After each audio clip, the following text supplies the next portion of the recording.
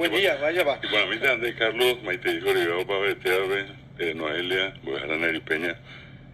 Carlos, hoy ya dijiste que inicia el otoño, pero es una fecha también muy especial para gente que se dedica al arte, en este caso a la poesía. Hoy es el Día de la Poesía, el Día Mundial de la Poesía. Mundial de la Poesía. También es el Día Internacional de los Bosques, del Síndrome de Down también. Hoy recordamos a la gente que tiene síndrome de Down. Es el día de la eliminación de la discriminación racial, un día muy importante en el mundo, ¿verdad? Porque en muchas partes todavía se da esa forma tan despreciable de menospreciar a la gente.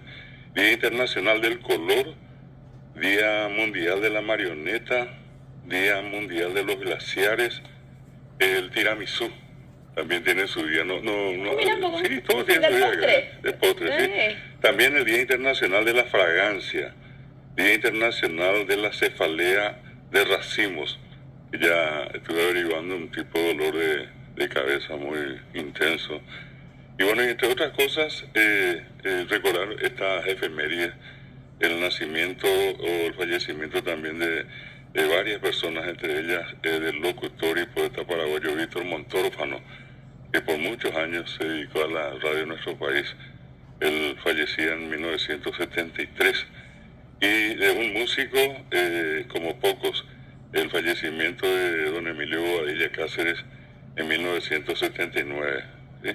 Son algunos datos para recordar a esta fecha 21 de marzo de este año, Carlos. Sí, señor. Comienza, reiteramos, el otoño. Día de los Bosques. Este es un dato oficial que en esta especie de reserva que tiene allí en el Alto Paraná, llegando casi, pasando ya Mallorquín, hay un lugar que se inauguró no hace mucho y esto aparece allí, es dato oficial.